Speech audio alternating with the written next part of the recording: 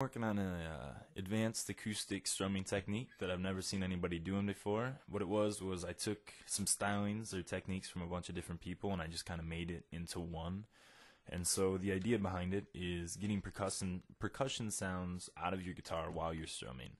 And so what it does is give you a fuller sound, and it makes you sound like more than just one instrument if you're playing by yourself. Otherwise, it's a great backup for a couple other instruments or whatever it is that you're doing. I'll do a little demonstration here for a second, and you can kind of see what it is that I'm talking about and what you could potentially do.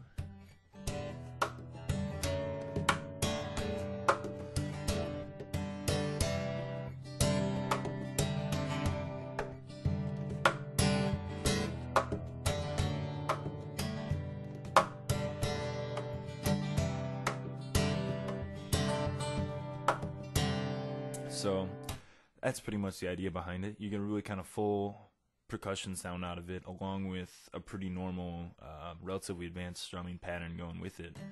The first step to it, if you want to try to learn it, is the thumb slap. That's the equivalent of a down strum, basically. So if I was trying to play these chords here, which is an E minor, C major, G, and this D, F sharp type of chord here, if anybody knows that, I don't know the name for it. Basically, all your down strums, this is slapping with your thumb, basically. So that would be what you can do with your thumb here, and it gives a constant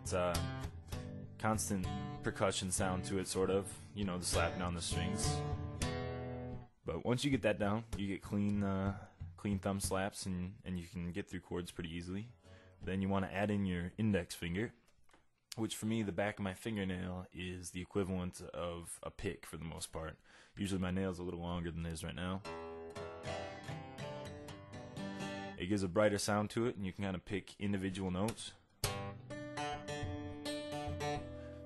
That's kind of a John Mayer technique there for the most part. These two fingers kind of bouncing around, and that's sort of where I got that from. But anyways, the back of your fingernail is kind of like a pick. You get brighter tones, and the front of your nail, or the front of your index finger, is your up strum. So if you got a pattern going, you start to throw your index finger in there, and it turns it into a pretty regular sounding strum pattern. So you're not losing too much out of it trying to do this technique. But once you can get it to sound like you would with a pick, you know, just a pretty regular sounding strum out of these two fingers,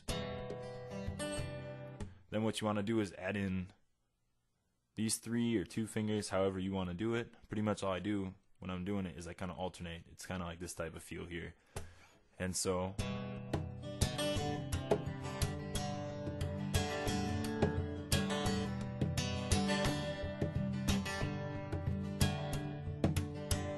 I just play around with that. Basically just hitting in the bridge pick guard area gets you a pretty standard tone for the most part. And so it's a pretty rhythmic strum beat right there. It's not too hard, just kind of practice it. It does take some coordination, some muscle memory. It's not something that you're going to be used to doing probably.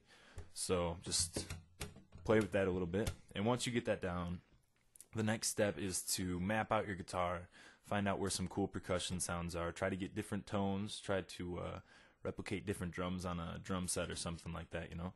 So just bang around,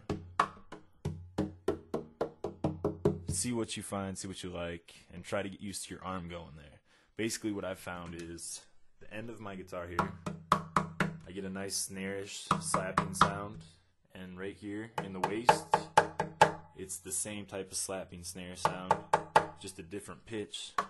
So those are nice transitions. And then along with a nice bass sound here. And another good thing, a cool sound, is to roll these three fingers and then hit your thumb.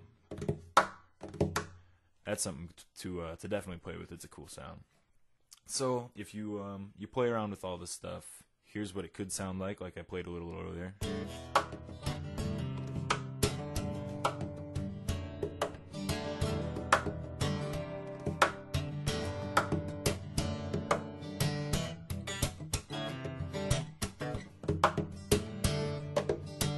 No, I mean just bang around, play around, get used to it. Once it's pretty fluent feeling, then you'll get some cool tones out of it, and you'll feel pretty comfortable about it, and you'll get a bunch of different sounds. It's pretty cool.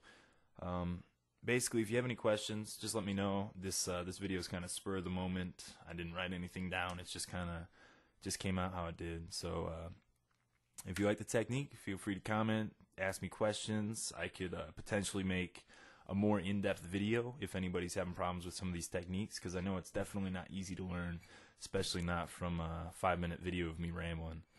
But if you come up with anything, let me know. I'd be pretty happy to see it. I've never seen anybody else do this technique, and I'm curious to see what other people come up with.